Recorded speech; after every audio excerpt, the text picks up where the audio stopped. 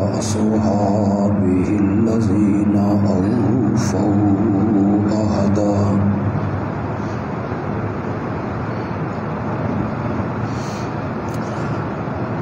أما بعد فأعوذ بالله من الشيطان الرجيم بسم الله الرحمن الرحيم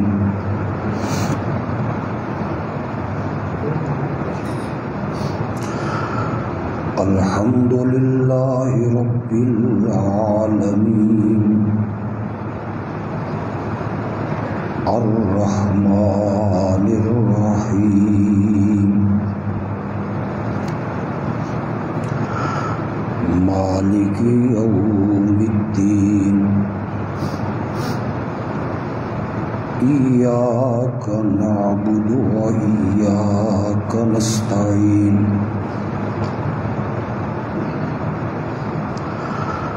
اهدنا الصراط المستقيم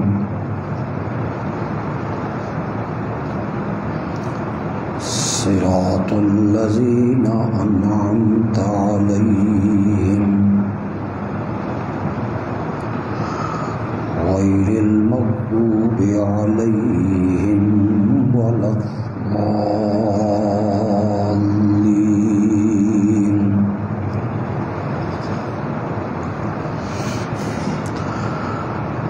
اللهم صل على سيدنا ومولانا محمد النبي الأمي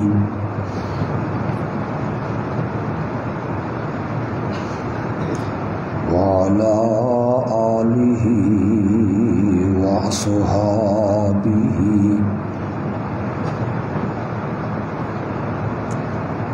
وبارك وسلم ثم صل عليه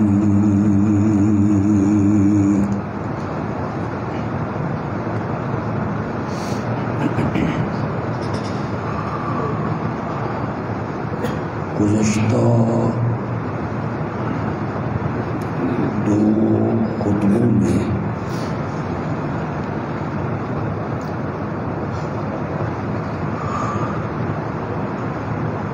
عبادت کی تعریف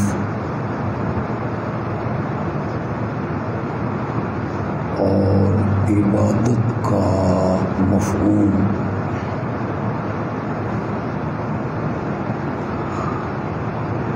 میں نے بیان کیا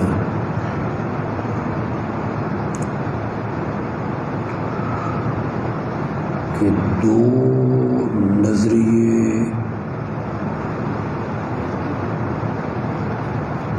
دو عقیدے ذہن میں رکھ کے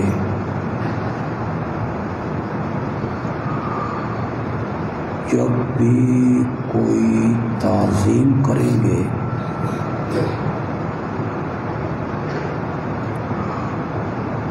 تو وہ دو عقیدے اس تعظیم کو عبادت بنا دیں گے۔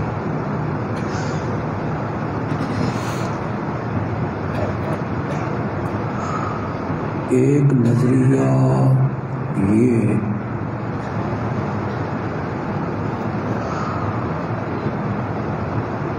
کہ جس ہستی کی تعظیم کر رہا ہوں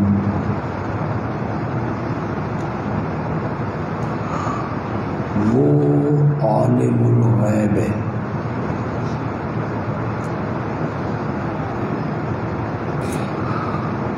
وہ مجھے دیکھ رہا ہے اور میں اسے نہیں دیکھ رہا۔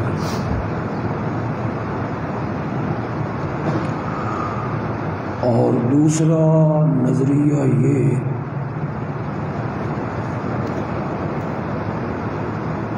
کہ وہ مختار کل ہے،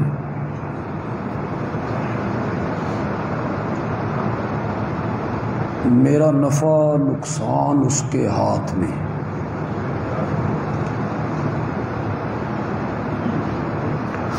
یہ دو عقیدے ہر عمل کو عبادت بنائیں۔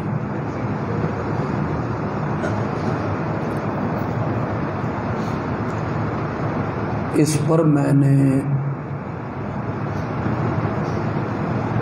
قرآن پاک کی چند آیتیں بطور دلیل پیش کی۔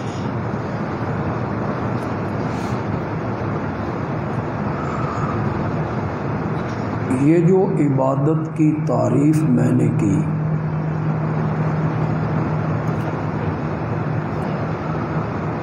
یہ ایسی جامع معنی تعریف ہے جو عبادت کے تمام اقسام پر صادق آتی۔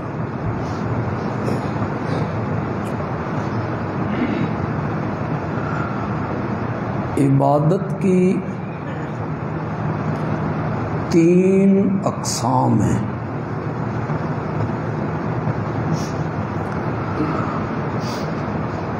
چوتھی کوئی قسم نہیں عبادت کی۔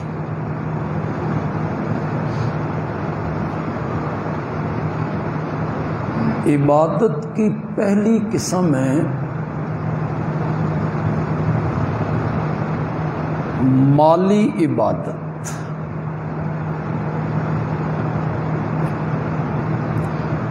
جس کا تعلق انسان کے مال سے ہے۔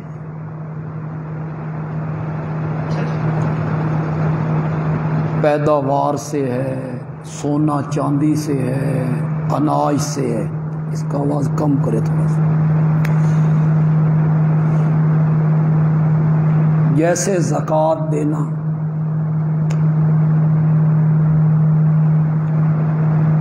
زمین کی پیداوار کا عشر نکالنا، فطرانہ دینا، صدقہ کرنا، خیرات کرنا۔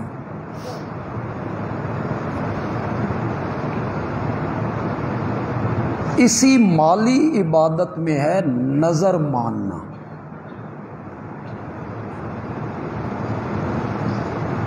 اسی نظر کو فارسی میں نیاز کہتے ہیں۔ یہ نہیں ہے کہ نظر کوئی اور چیز ہے اور نیاز کوئی، مترادف الفاظ ہیں۔ ایک عربی کا لفظ ہے، دوسرا فارسی کا۔ یہ جو لوگ کہتے ہیں نظر اللہ، نیاز،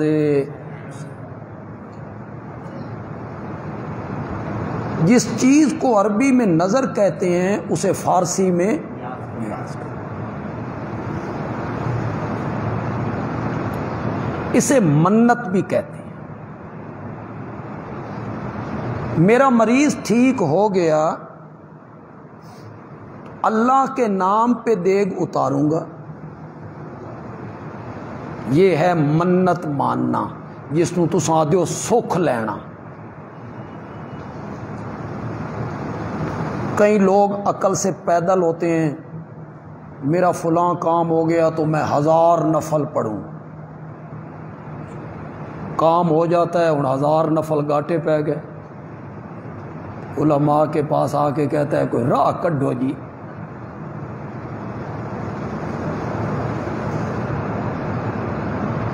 حدیث میں آتا ہے منت ماننے سے کچھ نہیں ہوتا۔ آپ سمجھیں نا، میں نے منت مانی ہے، میرا مریض ٹھیک ہو گیا تو مسجد میں اتنے 1000 روپیہ دوں گا۔ حدیث میں آتا ہے منت ماننے سے کچھ نہیں ہوتا، صرف کنجوس بندے کا کچھ مال خرچ۔ یہ شرط لگا رہا ہے، اور شرط بھی رب سے، تو پہلے میرے مریض نو ٹھیک کر تاں میں پیسے دینے نہیں۔ واہ، اللہ سے شرطیں لگا رہا ہے۔ منت ماننے سے کچھ نہیں ہوتا، لیکن یہ منت ماننا، سکھ لینا، یہ کسی نبی ولی زندہ مردہ کے لیے نہیں، صرف کس کے لیے؟ میرا مریض ٹھیک ہو گیا تو داتا دربار پہ دیگ اتاروں گا. یہ نیاز ہے، نظر ہے، یہ غیر اللہ کے لیے نہیں ہے. آپ قرآن کو ایک دفعہ ایک طرف رکھ دیں، حدیث کو بھی ایک طرف رکھ دیں، فقہ حنفی کو اٹھائیں. مقلد ہیں نا، دیوبندی بھی مقلد ہیں، بریلوی بھی مقلد، دونوں ایک امام کے مقلد ہیں، امام اعظم امام ابو حنیفہ رحمت اللہ علیہ. ایک بات ذہن میں رکھیے گا، تقلید جو ہے نا کسی امام کی، یہ عقائد میں نہیں ہوتی. عقائد قطعی ہیں جو قرآن نے بیان کر دیے ہیں، بس وہاں کیا ضرورت ہے کسی امام کی تقلید کرنے کی.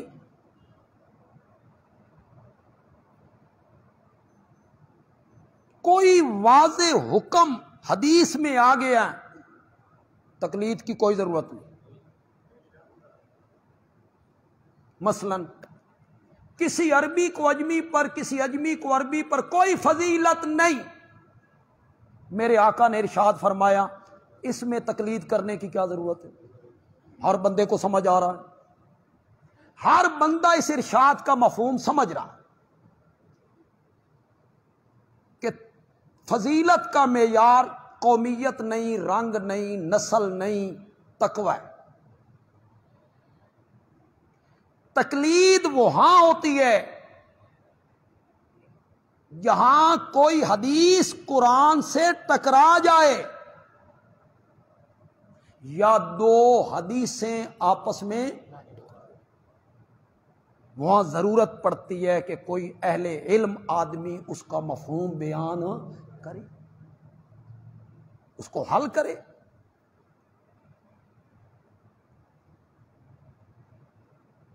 ایک حدیث میں آیا، ایک صحابی کہتا ہے میں گاؤں سے باہر نکلا تو جہاں لوگ گند پھینکتے ہیں میں نے وہاں دیکھا نبی اکرم صلی اللہ علیہ وسلم پیشاب کر رہے تھے کھڑے ہو کر. حدیث میں آتا، ام المومنین حضرت عائشہ صدیقہ رضی اللہ تعالی عنہا کہتی ہیں آپ نے ساری زندگی کبھی کھڑے ہو کر پیشاب نہیں کی. جو آدمی یہ کہتا ہے کہ آپ کھڑے ہو کے پیشاب کرتے ہیں تھے وہ جھوٹ بولتے. کرو جی حل، کریں آپ حل. وہ صحابی جھوٹ بول رہا ہے، اس نے نہیں دیکھا، دیکھا ہے نا اس نے تبھی تو روایت کر رہا ہے. ام المومنین یوں فرما رہی ہیں یہ ہے ٹکراؤ. یہاں ضرورت پیش آئی کہ کوئی آدمی اس کو حل کرے، امام اعظم نے اس کو حل کیا. امام اعظم نے کہا ٹھیک بات وہی ہے جو حضرت عائشہ کہہ رہی، آپ نے کبھی کھڑے ہو کر پیشاب نہیں کی. یہ صحابی بھی غلط نہیں کہہ رہا، آپ کے گھٹنے میں تکلیف تھی، آپ بیٹھ نہیں سکتے تھے، مجبوراً کھڑے ہو کر پیشاب. دونوں حدیثیں حل ہو گئی کہ نہیں ہو گئی؟ یہ ہے تکلیف. پتہ نہیں اس میں شرک والی کون سی بات آ گئی، حرام والی اس میں کون سی بات آ گئی ہے؟ بے تقلید حرام ہے، تقلید شرک ہے. فَاسْأَلُوا أَهْلَ الذِّكْرِ إِن كُنتُمْ لَا تَعْلَمُونَ. اگر تمہیں کسی بات کا پتہ نہ ہو تو اہل علم سے پوچھ لیا، اہل علم سے پوچھو اس کا مفہوم کیا ہے.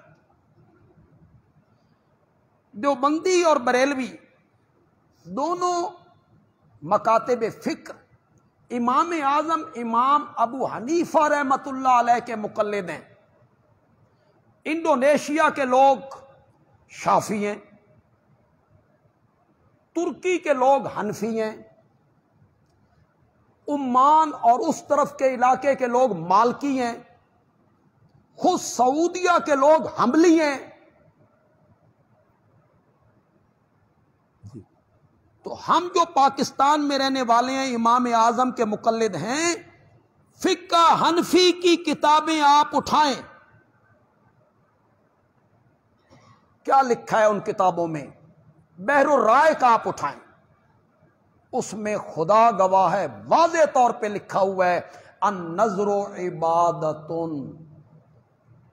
نظر کیا ہے؟ میں ممبر پہ جمعے کے دن سٹیج پہ کچی بات کروں، کل آپ مجھے کہیں کہ کہاں لکھا ہوا ہے، میں آئیں بائیں شائیں کرنے لگ جاؤں، میری یہ عادت نہیں ہے کہ میں کچی باتیں کروں۔ اس پر آپ یقین کریں، کسی کو شک ہو تو صبح آئے بحر الرائق دیکھے، النظر عبادت، نظر کیا ہے؟ اگلی عبارت بھی سناؤں؟ اگلی عبارت میں تھوڑا سا فتویٰ ہے، میں تو خود فتوے نہیں لگاتا، لیکن اگلی عبارت میں فتویٰ ہے جو فقہ کے علماء نے لگایا ہے، میں ترجمہ نہ بھی کروں گا تو آپ کو فتوے کی سمجھ آ جائے گی۔ لکھتے ہیں نظر و عبادت والعبادت لغیر اللہ، اور غیر اللہ کی عبادت کرنا کفر صریح و شرک کبیح، کیونکہ ہم نے کلمے میں کہا تھا لا الہ الا اللہ، اللہ کے سوا کوئی عبادت کے لائق نہیں۔ مالی عبادت میں نظر ماننا ہے، مالی عبادت میں نیاز ہے، مالی عبادت میں منت ماننا ہے، میرا مریض ٹھیک ہو گیا فلاں مسجد میں پیسے دوں گا، ایک دیگ اتاروں گا غریبوں میں تقسیم کروں گا، یہ منت ہے۔ منت صرف رب کے لیے ہے۔ کیسے ہے بھائی حافظو؟ اذ قالت امرأۃ عمران، عمران کی بیوی نے کہا انی نظرت للرحمن، میں نظر مانتی ہوں، کس کے لیے؟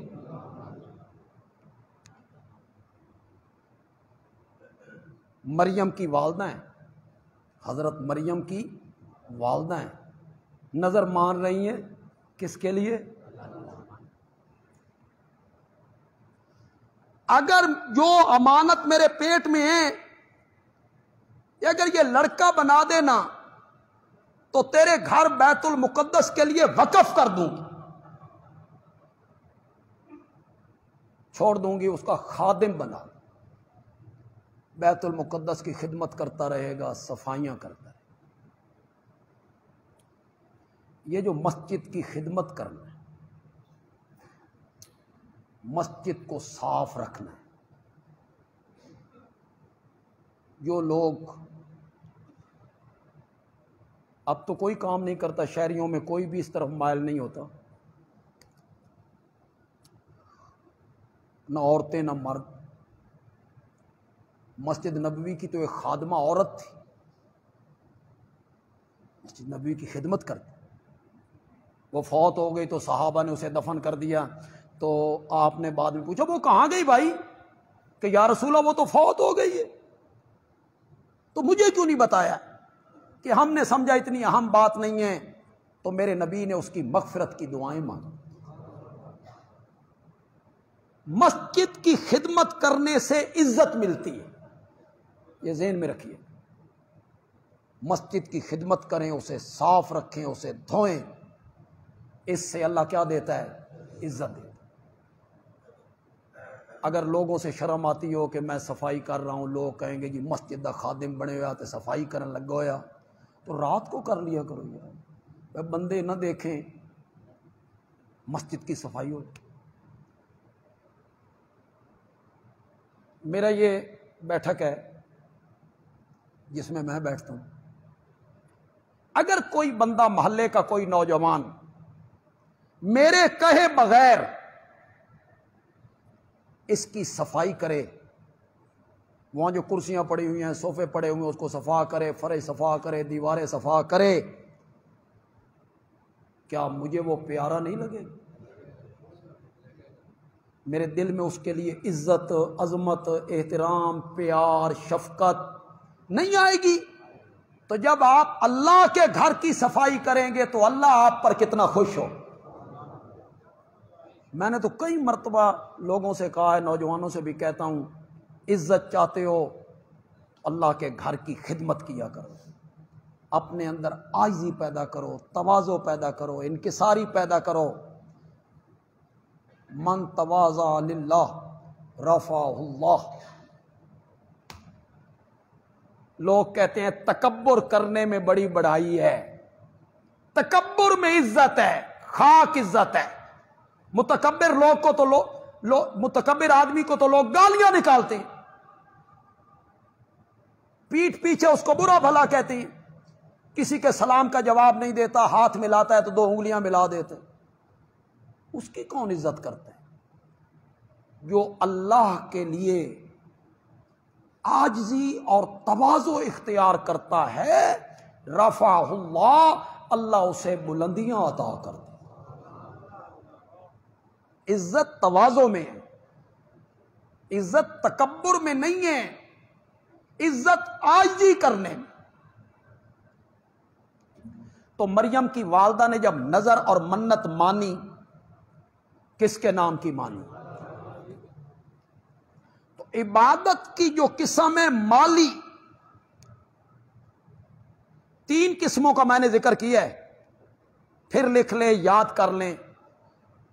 جتنے لوگ آپ بیٹھے ہیں، میں نے پچھلے 2 جمعوں میں عبادت کی تعریف کی ہے، مفہوم بیان کیا ہے، پھر قرآن کی آیتیں میں نے اس پر پیش کی ہیں، میں نے سبقاً آپ کو پڑھایا ہے عبادت کسے کہتے ہیں۔ کوئی دسو تے صحیح یار، تو ان کوئی سمجھ آئی بھی ہے کہ کوئی نہ؟ کہ کسی عالم سے جا کے آپ پوچھیں، کسی خطیب سے جب آپ جا کے پوچھیں کہ مولانا ذرا عبادت کی تعریف تو کرنا، عبادت کسے کہتے ہیں، عبادت کس کا نام ہے؟ تو اگر عبادت کا مفہوم آپ کو آ گیا ہے تو پھر آج آپ یہ سمجھیں کہ عبادت کی قسمیں کتنی ہیں؟ 3۔ مالی عبادت، بدنی عبادت، قولی عبادت۔ یہ عبادت کی 3 قسمیں۔ آپ ہر نماز کی رکعتوں میں جب التحیات میں بیٹھتے ہیں نا، کیا پڑھتے ہو؟ کہاں سے شروع کرتے ہو؟ التحیات للہ والصلوات والطیبات۔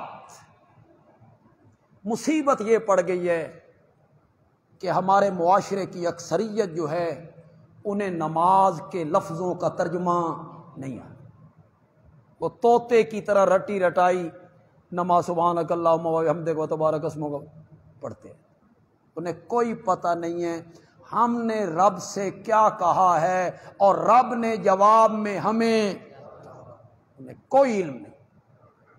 اگر میں کہوں 98% آدمیوں کو علم نہیں تو شاید میرا تجزیہ غلط نہ ہو، 2% ہوں شاید جنہیں نماز کے لفظوں کا ترجمہ آتا ہو، مفہوم کا پتہ ہو۔ 98% لوگوں کو کوئی پتہ نہیں۔ ہاں یہ گلہ ہے کہ نماز خیال بڑے آندے نے، وسوسے بڑے آندے نے، دنیاوی خیالات آتے ہیں نماز میں، اس کا کوئی حل بتائیں۔ میں نے کہا اس کا حل صرف ایک ہے، نماز میں پڑھے گئے الفاظ کا ترجمہ سمجھو، اور جب الفاظ ادا کرو تو ذہن کس کی طرف ہونا چاہیے؟ ترجمے کی طرف ہونا چاہیے۔ جب ذہن ترجمے کی طرف چلا جائے گا تو باقی وسوسے ذہن میں نہیں۔ ترجمہ پڑھیے گا، مفہوم کیا ہے اس کا؟ اللہ گواہ ہے، اگر کوئی آدمی نماز میں پڑھے گئے الفاظ کا ترجمہ جانتا ہو، مفہوم جانتا ہو، سمجھ کے نماز پڑھے میں نے رب سے کیا وعدہ کیا ہے، کیا کہا ہے، رب نے مجھے کیا کہا ہے۔ اگر کوئی آدمی صرف نماز میں پڑھے گئے الفاظ کا ترجمہ سمجھ لے، اس کے دل میں شرک والی بیماری نہیں رہ سکتی۔ یہ نہیں ہو سکتا کہ نماز کا ترجمہ بھی جانتا ہو پھر شرک کرتا ہو۔ شرک اسی لیے کرتا ہے کہ وہ نماز کا ترجمہ نہیں جانتا۔ میں صرف ایک مثال پیش کر دیتا ہوں۔ ہمارے معاشرے میں کئی لوگ، پڑھے لکھے لوگ، یہ کہتے ہوئے آپ پائیں گے کہ اللہ میری نہیں سنتا، اور یہ جو بزرگان دین ہیں، نیک بندے ہیں، ان کی اللہ نہیں موڑتا، میری ان کے آگے ان کی۔ سنتے رہتے ہو کہ نہیں سنتے رہتے؟ بولو تو صحیح ذرا۔ میں گناہگار ہوں، میں بدکار ہوں، اللہ کا نافرمان ہوں، میری نہیں سنتا۔ یہ نیک بندے ہیں، انہوں نے بڑی باتیں کی ہیں، ریاستیں کی ہیں، اللہ کے کریم ہیں، ان کی نہیں موڑتا، میری نہیں سنتا۔ یہ کہنے والا اگر نماز پڑھتا ہے تو جب رکوع سے یہ اٹھتا ہے کیا کہتا ہے؟ شاباش، پڑھو تو صحیح، زور سے پڑھو نا یار۔ رکوع سے اٹھ، ہر رکعت میں کیا کہتا ہے؟ سمی اللہ، سمی اللہ لمن حمیدہ۔ سامع اللہ کا معنی ہے اللہ نہیں سنی۔ سامع اللہ کا معنی ہے اللہ نے نہیں سنی۔ بولو، سامع اللہ کا کیا معنی ہے؟ اللہ نے سن لی بات اس بندے کی جس نے اس کی حمد و تعظیم کی۔ پھر رکوع میں جو آپ اس کی حمد و تعظیم کرتے ہیں، سبحان ربی العظیم، بلند آواز سے کرتے ہیں، نال اللہ سندا، اٹھتے ہوئے کیا کہتے ہو؟ اللہ نے سن لی۔ مسجد سے نکل کے کیا کہتا ہے؟ میری نہیں سندا۔ کیا علاج ہے اب اس کا؟ اس جاہل بندے کا کیا علاج ہے جسے علماء نے یہ پٹی پڑھا دی اور اس نے آنکھیں بند کر کے علماء کی بات کو مان لیا کہ میں بدکار ہوں، روح سیاہ ہوں، نافرمان ہوں، لہذا اللہ میری نہیں سنتا۔ یہ نیک بندے ہیں، اللہ والی ہیں، انہوں نے بڑی ریاستیں، عبادتیں کی ہیں، تے عبادتیں بھی ساڈے واسطے کیتیاں نے، ان کی نہیں موڑتا۔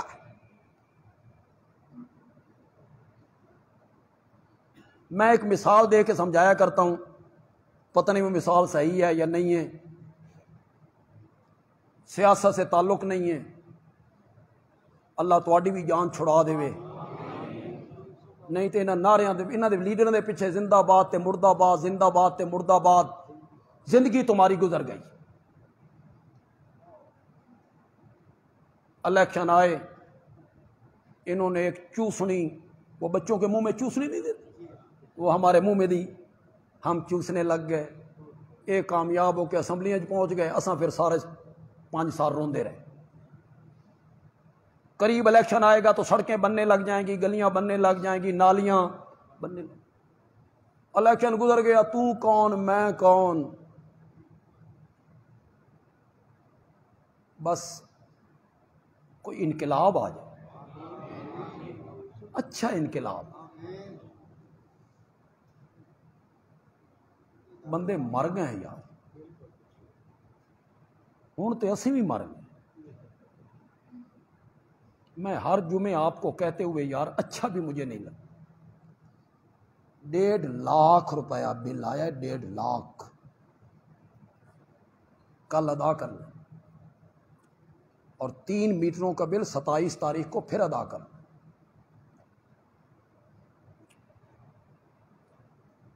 کہاں سے دیں گے؟ اللہ تو دے گا، اتو تے نہیں سٹنے اللہ. کب تک لوگ پورا کریں گے؟ کب تک لوگ جھولی میں ڈالتے رہیں گے؟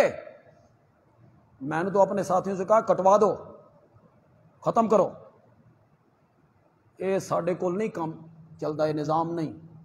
آ جاؤ موم بتیاں تے لالٹیناں تے ہاتھ والے پکھیاں تے، کیونکہ ملک کو ترقی کے راستے پہ ڈال دیا گیا ہے. 75 سال ہو گئے نے، پتہ نہیں کتنے ڈالیا تسی، کہڑے پاسے سٹیا تسا ملک میں. انکم ٹیکس اس میں لگا ہے 18,000. انکم ٹیکس بڑی ساڑی انکم ہے بھائی. مسجد کا بل ہے، اس میں انکم ٹیکس. خباستیں دیکھو، 10 دن ریڈنگ لیٹ کر کے، یونٹ بڑھا کے. ظلم دیکھو، جن کی 8 لاکھ تنخواہیں ہیں نا، ان کے 3 ہزار یونٹ مفت ہیں، اور جس غریب کی 30,000 تنخواہ ہے نا، اس کا بل 10,000 آ رہا ہے. اس طرح ملک نہیں بچتے. امیر تھوڑے ہیں، غریب زیادہ ہیں. اس دن ہے نا، امیر لوگ تھوڑے ہیں، غریب لوگ زیادہ ہیں. امیروں سے لے کے غریبوں میں تقسیم کرو، غریبوں سے لو، امیروں سے لو، غریبوں میں تقسیم کرو، پھر ملک بچے گا. غریبوں سے نکال کے امیروں کی عیاشیاں پوری کرو گے نا، ملک نہیں رہے گا. ملک نہ رہا تو تمہاری سیاست بھی نہیں رہے گی، حکمرانیاں بھی نہیں رہیں گی. اس قوم پہ رحم کرو. کتنے لوگ ہیں انہوں نے اپنی اہلیہ کے کوئی انگوٹھی، کوئی وہ بیچ کے بل ادا کر. کتنے غریب لوگ ہیں بچوں، چھوٹے بچوں کے سائیکل بیچ کے، موبائل بیچ کے. کتنے مہینے بیچیں گے جی؟ کتنے مہینے بیچتے رہیں گے وہ لوگ؟ ہڑتال آپ نے کر لی، جلوس نکال لیے، اثر کچھ بھی نہیں. وہیں کے وہیں. معیشت کا اصول ایک ہی ہے، امیروں سے لو، غریبوں پہ خرچ.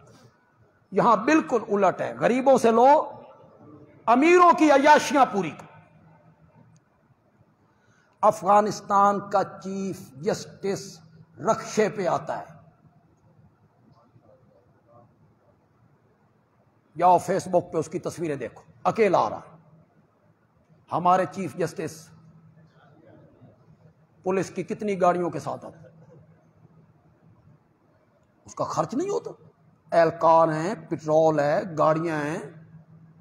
انصاف کرو نا، عدل کرو. عدل کرو تو خطرہ کس کا؟ یہاں سرگودا میں ایک جج ہوا کرتے تھے، تبلیغی جماعت کے تھے، احسان صاحب. بہت پرانی سی بات.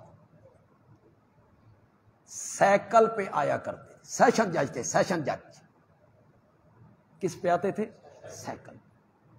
چنے بھنے ہوئے ساتھ لاتے تھے، دوپہر کے ٹائم وہ کھایا کرتے تھے. وہ کہتے تھے جتنی میری تنخواہ ہے، اس تنخواہ میں اسی طرح گزارا. عدل کرتا تھا بندہ. ہمارے بندیال کے ساتھ ایک پنڈ ہے، اس پنڈ کا ایک مقدمہ اس کے پاس تھا. اس وقت خوشاب ضلع نہیں بنا تھا. وہ تبلیغی جماعت لے کے اس پنڈ میں چلا. جج صاحب خود شام کے ٹائم فقیر کا بھیس بدل کے اس قاتل کے گھر چلے گئے، خیرات کے لیے آواز لگائی. قاتل کی ماں باہر نکلی، اس نے خیرات ڈالی.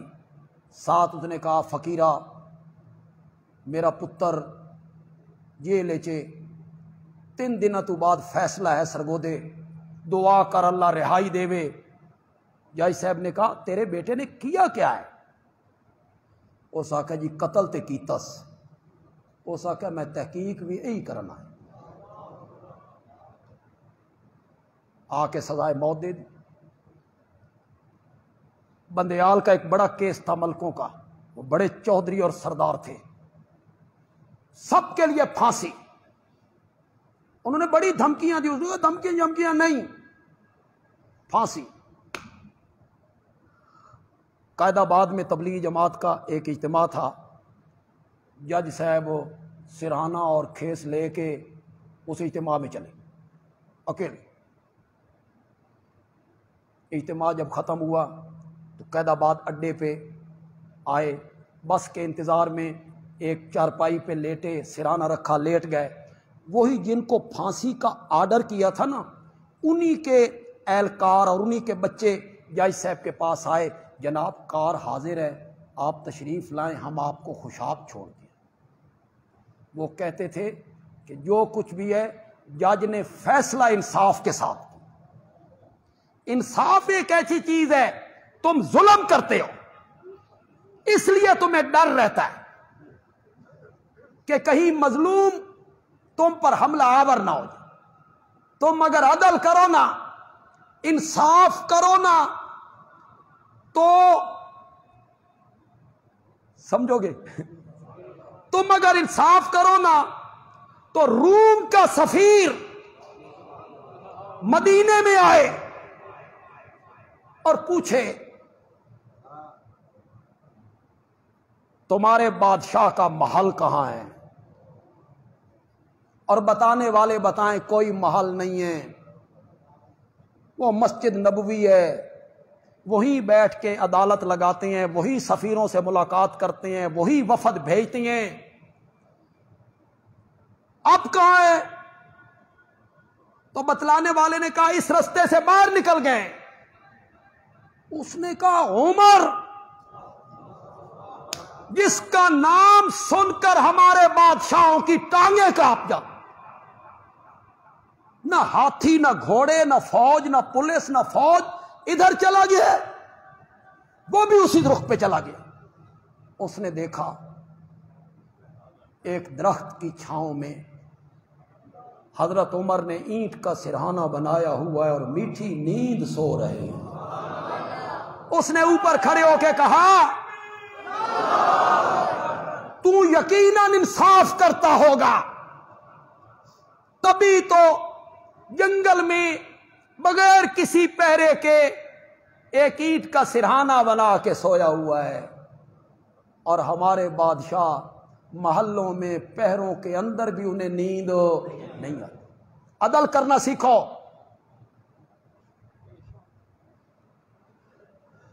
افغانستان کا گورنر سڑک پہ جا رہا ہے، آگے سے ایک آدمی نے پہچانا، اس نے وہیں اپنی درخواست پیش کی، گورنر صاحب وہیں نیچے بیٹھ گئے، گھٹنے پہ درخواست رکھ کے وہی منظور کر دو۔ یہ اجڈ ہے نا، وہ مدرسوں کے پڑے ہوئے ہیں نا، اجڈ۔ تم کیا ہو؟ آکسفورڈ کے پڑے ہوئے، تعلیم یافتہ۔ تم غریبوں کی سنتے نہیں ہو، مظلوموں پہ ظلم کرتے ہو، رشوت کھاتے ہو۔ وہ مدرسوں کے پڑے ہوئے ہیں، تم آکسفورڈ کے پڑے ہوئے ہو۔ ان کا چیف جسٹس، آرمی چیف باہر نکلتا ہے، دیکھتا ہے ایک عورت ریڑھی پر پھل بیچ رہی ہے، وہ قریب آتا ہے، کہتا ہے بہن گھر چلی جاؤ، تیری ماہانہ جو وظیفہ ہے وہ تجھے گھر میں ملے۔ سر کو وزیر دفاع کی تنخواہ 35,000 ہے، افغانستان کا وزیر دفاع جو اس کی تنخواہ کتنی ہے؟ 35,000۔ تم نے یہاں تماشے بنائے۔ تمہارے چیف جسٹس جب ریٹائر ہوتے ہیں تو ان کی پینشن 8 لاکھ روپے ہے، کتنے ریٹائر چیف جسٹس ہمارے ملک میں رہتے ہیں جی؟ یہ یہاں رہنا پسند نہیں کرتے، ہمیں عذاب میں دھکیلا ہوا ہے ان لوگوں نے۔ یا اللہ تو رحم فرما، ہمارے اندر جلے ہوئے ہیں مولا، انہوں نے بڑی تباہیاں پھیری ہیں، انہوں نے بڑی تجوریاں بھری ہیں، انہوں نے بڑے رشوت کا مال کھایا ہے، انہوں نے بڑے ظلم کیے ہیں مولا۔ چلا میرے مولا اپنی لاٹھی، چلا لاٹھی، انہیں بھی سبق ملے۔ لیکن اعمالکم امالکم، کیا کریں؟ تمہارے اعمال ہی تمہارے حاکم، تمہارے اعمال ہی تمہارے حاکم۔ یہاں جو نیچے رعیت ہے وہ کیا ہے؟ 2 نمبر مال بیچنا، جھوٹی قسمیں اٹھانا، جھوٹ بولنا، دھوکہ دینا، غریب ہے وہ، تاجر ہے وہ، جیسے ہمارے اعمال ویسے ہمارے، ہمیں بھی تو اپنے آپ کو بدلنا چاہیے۔ اللہ تعالی رحم فرمائے اس ملک پر۔ یہ ملک ایک نظریے پر قائم ہے، چونکہ اس ملک کی بنیادوں میں بہت خون ہے، شہیدوں کا بہت خون ہے، اس لیے ہمیں یقین ہے کہ اس ملک نے قیامت کی صبح تک باقی رہنا ہی رہنا ہے انشاءاللہ۔ اور وہ سب شہیدوں کا ہے، وہ جو شہیدوں نے قربانیاں دی، وہ جن کے بیٹوں کو نیزوں کی انیوں پہ اچھال دیا گیا، جن کی بیٹیوں کی عصمت دری کی گئی تھی، اندھے کنویں میں انہوں نے چھلانگیں لگائی تھی، باپ نے اپنے ہاتھ سے بیٹیوں کو ذبح کر دیا، ان کی عزت کوئی نہ لوٹے۔ بس وہی ہے جس کی وجہ سے یہ قائم ہے اور انشاءاللہ قائم رہے گا انشاءاللہ۔ تھوڑی سی شفقت کریں، مجھے ہر جمعے پہ کہتے ہوئے بھی شرم آتی ہے، تھوڑی سی شفقت کریں۔ جو صاحب ثروت لوگ ہیں خاص کر کے، جنہیں 1000 2000 5000 10,000 دیتے ہوئے کوئی فرق نہیں پڑتا، وہ ذرا غریبوں کو، متوسط طبقہ کو تو میں کہہ نہیں سکتا، مجھے کہتے ہوئے بھی شرم آ رہی ہے، ان کو اپنا گھر چلانا مشکل ہو رہا ہے، بچوں کی فیسیں بھرنا مشکل ہو رہا ہے، اپنے بل دینے ان کے لیے مشکل ہو رہے ہیں، آٹا خریدنا مشکل ہو رہا ہے، ان سے تو میں کہتے ہوئے مجھے شرم آتی ہے۔ لیکن جو صاحب ثروت ہو، جنہیں اللہ نے بھی حساب کر کے نہیں دیا، بے حساب دیا ہے، وہ ذرا محنت کرو، تھوڑی سی ہمت کرو، اللہ کرے کہ یہ بل جو ہیں بجلی کے، اللہ کرے یہ ادا ہو جائے۔ کچھ مہینے ہیں انشاءاللہ۔ سولر سسٹم کا سارا نظام صرف 2 لاکھ روپے رہ گئے، باقی سارا مکمل ہو گیا۔ صرف 2 لاکھ روپے ہم نے دینے ہیں سولر والوں کو، 2-3 دنوں میں وہ کام شروع ہو جائے گا سولر سسٹم کا۔ اللہ کرے۔ من خطرہ ایک اور بھی ہے، یہ سولر سسٹم تے بھی ٹیکس نہ لا دے، کیا پتہ ہے کوئی قانون پاس کر دیں بے سولر سسٹم تو سبھی پیسے دو۔ اس ملک میں کیا ہے، جو ٹیکس لگا دیں، پتہ نہیں وہ کون کون سے ٹیکس ہیں، مانتے ہی آندے بھی نہیں، وہ ٹیکس لگاتے لگاتے نیچے لکھتے ہیں مزید ٹیکس۔ کیا ٹیکس؟ مزید ٹیکس کر لو۔ خطرہ مجھے یہ ہے کہ کہیں یہ قوم تنگ آ کے نا لاوا پھٹ نہ جائے۔ جب ان کے بچے گھر میں بھوکے مرنے لگیں گے نا، اور بل بلائیں گے نا ان کے بچے، اور ان کے میٹر کٹیں گے نا، تو یہ لاوا کہیں پھٹ نہ جائے اور تمہارے لیے وبال نہ بن جائے۔ خطرہ مجھے یہ، اللہ اپنی رحمت فرما دے، اللہ اپنی رحمت فرما دے۔ آئیں جی، جو صاحب ثروت حضرات ہیں، ذرا میں ان سے پھر گزارش کروں گا، ذرا آپ ہمت کر لیں تھوڑی سی۔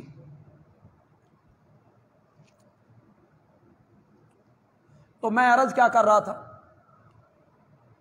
عبادت کی کتنی قسمیں ہیں؟ 3۔ ہر نماز میں آپ التحیات میں یہ اللہ سے وعدہ کرتے، ہر نماز التحیات للہ والصلوات والطیبات. سورت فاتحہ کی تفسیر تو میں آپ کو سمجھا رہا ہوں. یہ سورت فاتحہ جو پڑھی جاتی ہے اس کا معنی تو انشاءاللہ آپ کو آ جائے گا. ایاک نعبد و ایاک نستعین جب آپ پڑھیں گے تو سارا عبادت کا مفہوم آپ کے ذہن میں ہوگا. پھر جب آپ اللہ سے کہیں گے نا ایاک نعبد و ایاک نستعین تو آپ کو کہتے ہوئے لطف بھی آئے. اس کے بعد ہو سکتا ہے میں سبحانک اللہم ثنا وہ بھی آپ کو ترجمے کے ساتھ میں پڑھا دوں اللہ کرے. سورت فاتحہ تو آپ پہلے سمجھ لیں نا, اس کا معنی مفہوم آپ سمجھ. آپ میری یہ تقریریں فیس بک پہ پیچھے جو میں نے تقریریں کی ہیں یہ رمضان المبارک کے پہلے جمعے سے مضمون شروع ہے. رمضان، شوال، ذیقعد، ذوالحج، محرم، صفر 6 مہینوں سے سورت فاتحہ کی تفسیر شروع ہے اور ہم ابھی پہنچے ہیں ایاک نعبد. تو یہ پچھلی تقریریں آپ فیس بک ہمارا جو پیج ہے اس پہ دیکھیں. بندیالوی کہتا ہے بندیالوی, اس پہ آپ دیکھیں, نکالیں اسے, اس پر آپ کو یہ ساری تقریریں مل جائیں گی. ایک دفعہ پھر سنیں اس کو, فارغ اوقات میں سنیں. جب کہیں سفر پہ نکلتے ہیں تو دوران سفر سن لیں. پہلا خطبہ, دوسرا خطبہ. رمضان کا پہلا جمعہ جو تھا نا وہ انگلش کی تاریخ دیکھ لیں, انگریزی تاریخ, اس تاریخ سے آپ سننا شروع کر دیں.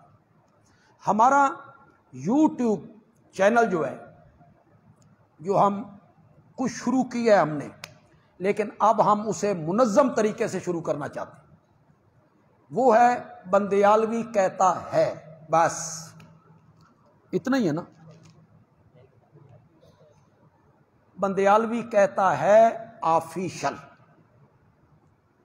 وہ آپ لائک کریں, اس کے ساتھ آپ منسلک ہوں. اس پر میں ایک سلسلہ شروع کرنے لگا ہوں.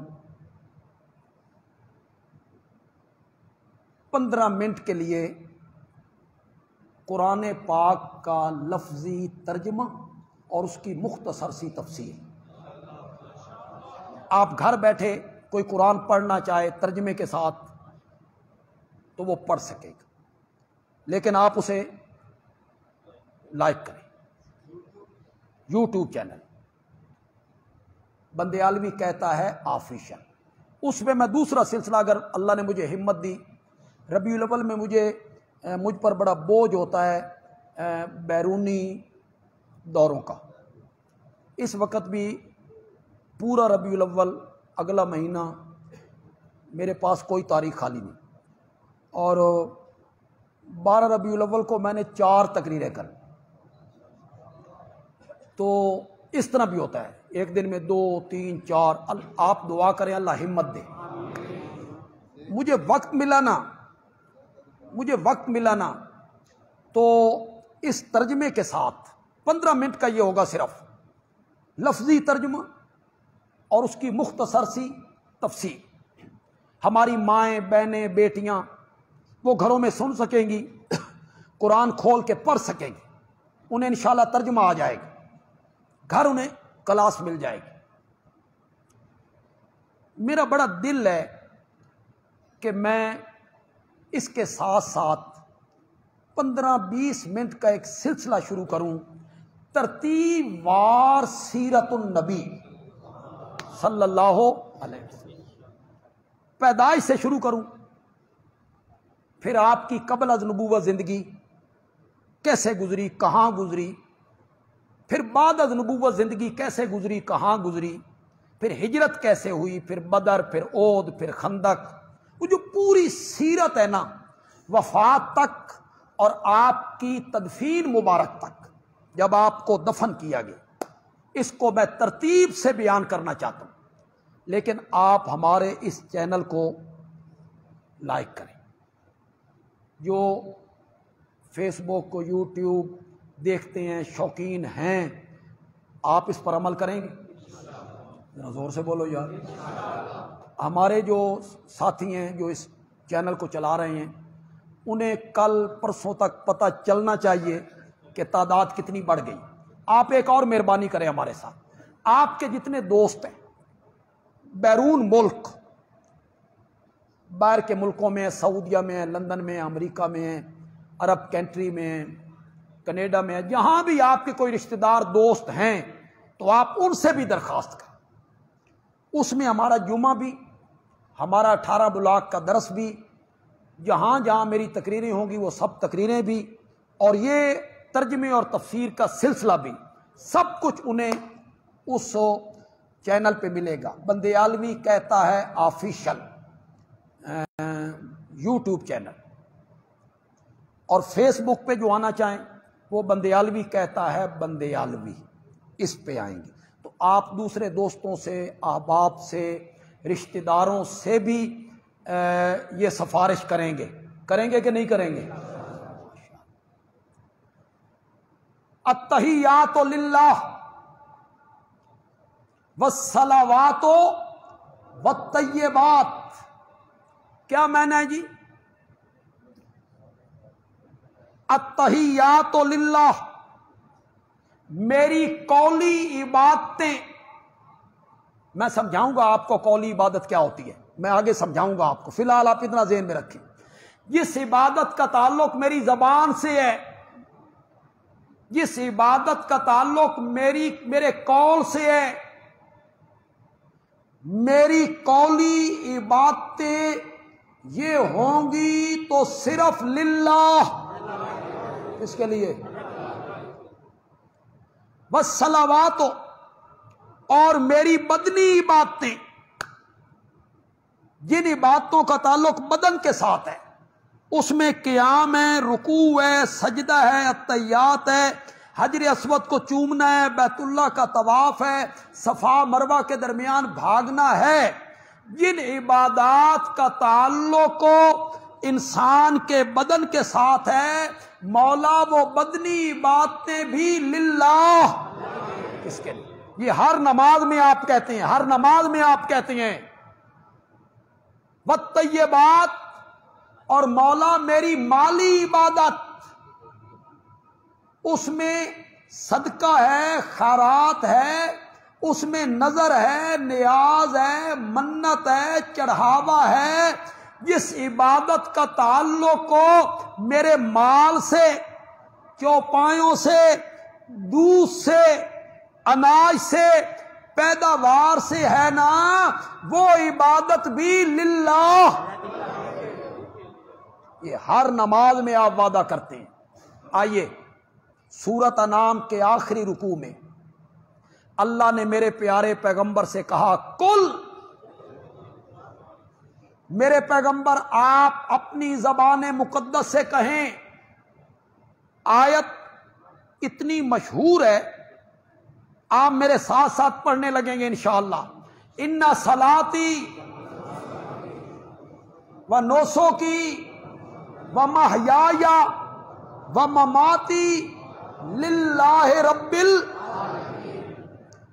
مولا میری نماز، مولا میری قربانی، کیا معنی؟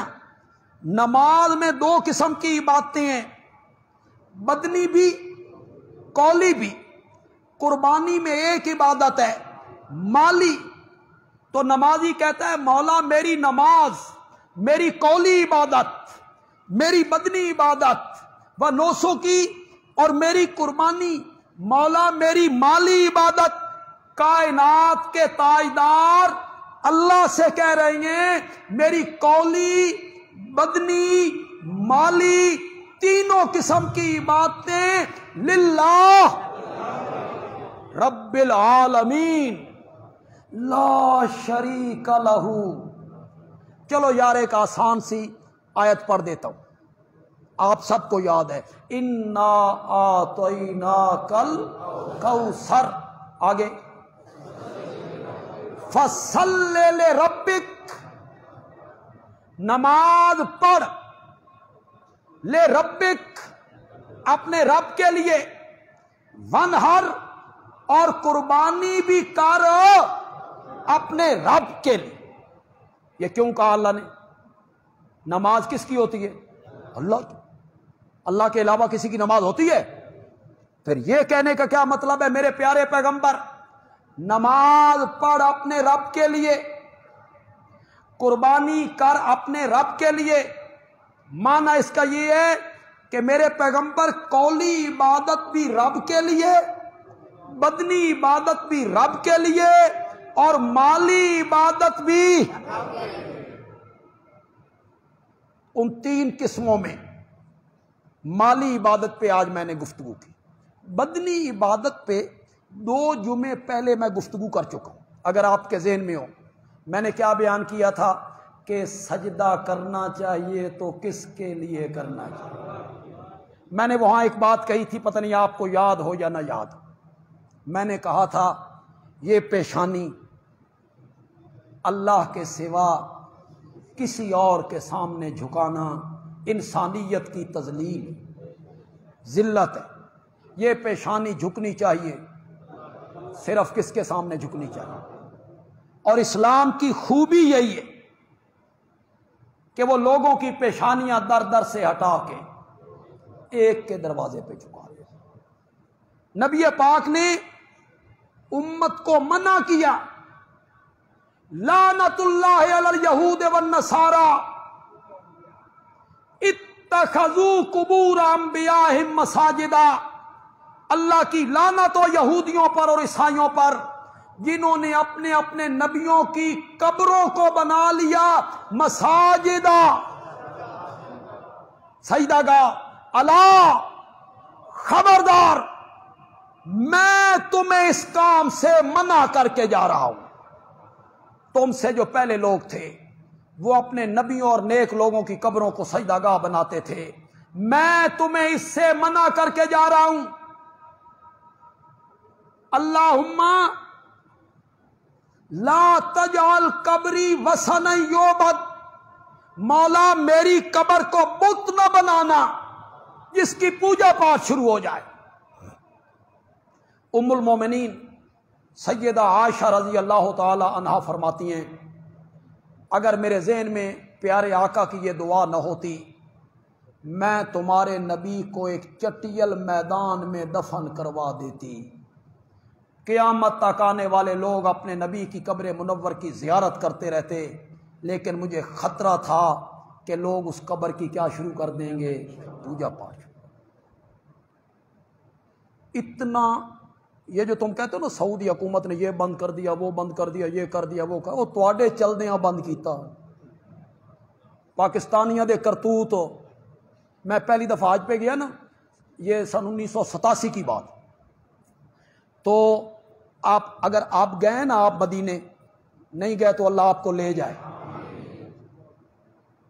تو روضہ رسول کے آگے جب سلام پڑھتے تھے نا کھڑے ہو کے، سامنے باب البقیع ہے، دروازہ ہے، اب کیا کرنا ہوتا ہے؟ اس دروازے سے باہر نکلو، سیدھے پڑھ کے باہر نکل جاؤ، دوسرے دروازے سے پھر اندر آؤ۔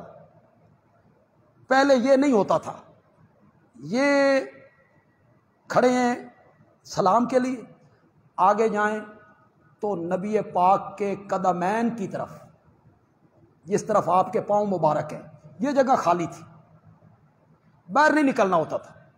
جائیں، یہ جائیں آگے، صف آ جائے گا، تو وہ جو قدمین کی جانب ہے نا، جس طرف آپ کے پاؤں مبارک ہیں، وہ بڑی پرسکون جگہ تھی۔ میں کئی مرتبہ وہاں بیٹھا، قرآن پڑھتا رہتا تھا، نفل پڑھتا رہتا تھا، بڑی پرسکون جگہ۔ میں 1992 میں پھر گیا، میرے ذہن میں تو وہی تھا۔ میں سلام پڑھ کے میں نے آگے دیکھا تو انہوں نے وہاں قرآن کی الماریاں رکھ دی تھی، وہ رستہ انہوں نے بند کر دیا، باہر نکلو۔ میں نے پوچھا یہ انہوں نے کیوں کیا؟ انہوں نے کہا پاکستانیاں طواف شروع کر دیتا سی، سلام کے لیے ادھر سے، انہوں نے کہا مدعا مکاؤ، لیکن اس طرح انہوں نے کیا کہ قرآن کا رخ جو ہے قدمین کی طرف کیا، ہم اس طرف سے آتے پھر قدمین کی طرف آ جاتے، اندر آ جاتے، وہاں بیٹھے رہتے۔ کچھ مدت کے بعد انہوں نے وہ بھی بند کر دیا۔ ان کے کرتوتوں کی وجہ سے۔ اللہ اکبر۔ تو وقت تو جمعے کا ہو گیا ہے۔ آج کے خطبے میں نے آپ کو کیا سمجھایا؟ عبادت کی کتنی اقسام ہیں؟ قولی، بدنی، مالی۔ انشاءاللہ دو عبادتوں پہ میں نے بحث کر لی ہے، مالی بھی بدنی بھی۔ رہ گئی قولی، رہ گئی عبادت قولی۔ آئندہ جو میں اس پہ شروع کروں گا، لیکن آپ ابتدا میں آئیں گے، ابتدا میں آئیں گے تب آپ کو سمجھ آئے گی۔ میں ایاک نستعین کو بھی اس کے ساتھ بیان کرنا چاہوں گا، تو میں چاہتا ہوں کہ آپ میں سے اکثر لوگ اس کو سن لیں۔ درس قرآن انشاءاللہ 18 بلاک میں آج ہوگا مغرب کے بعد۔ آپ تمام حضرات اس درس میں تشریف لائیں، سنیں۔ دیجیے اذان۔